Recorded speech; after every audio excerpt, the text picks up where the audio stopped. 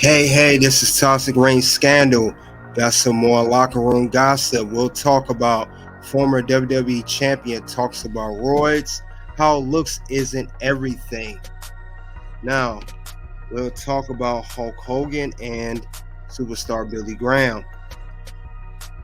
Hulk Hogan defined pro wrestling America in the 1980s. He was All-American hero with a shredded physique who was loved by the vast fandom.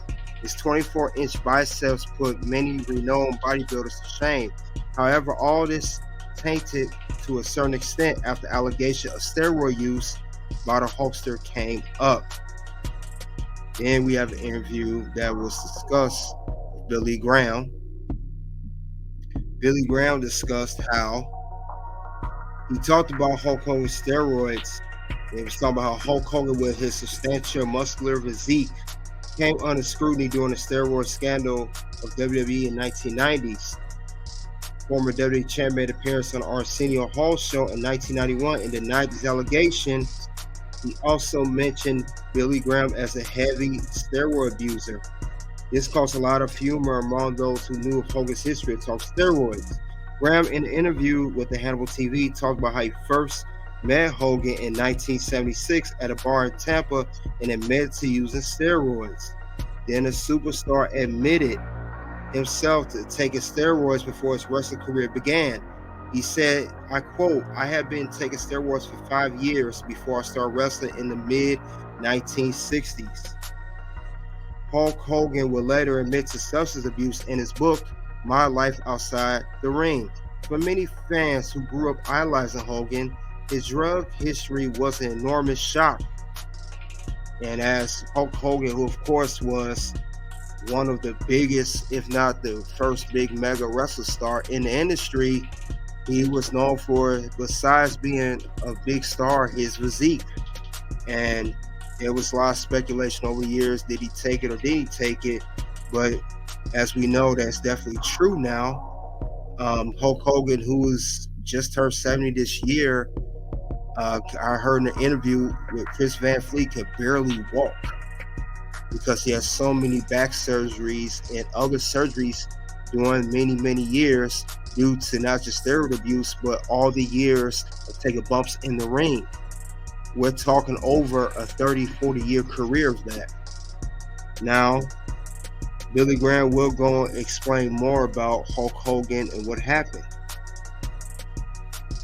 So wrestler, and how do I take steroids? I said, well, taking steroids is easy. You just take a shot every day, all day. take steroids every day, all day. And I was kind of laughing as I was saying it as a joke. And he said, well, I've been doing that for the last year. I've been giving myself a shot of testosterone almost every day on my, I believe he said my right hip. And he said, for the last year, and he said, I built up so much scar tissue that I have scar tissue about the size of a golf ball on my hip. I said, well, brother, just change hips, go to the other hip. I said, switch sides for a while, and then go to your thigh, and then go to your other thigh, and then go to your shoulder. Now that was Billy Graham on Hannibal TV discussing the whole steroid abuse between what Hulk Hogan did. And of course, he did admit himself, but this was Hulk Hogan asking Billy Graham for advice, how to take the proper steroid usage. Now, Billy Graham, he had a lot of health issues during many of the years before his passing early this year in 2023. After contracting hepatitis C, Graham received a liver transplant in 2002 from a 26-year-old female donor who had died in a car crash. He had cirrhosis at the time of his transplant. Graham was again hospitalized on May 24, 2006 due to a bowel obstruction from an earlier surgery. Then in July 2010, Graham had been hospitalized due to liver problems. Afterwards, he announced he would probably only have 1 year left to live without a liver transplant. He reserved a burial spot at the Green Acres Cemetery in Scottsdale, Arizona, next to the late Eddie Guerrero.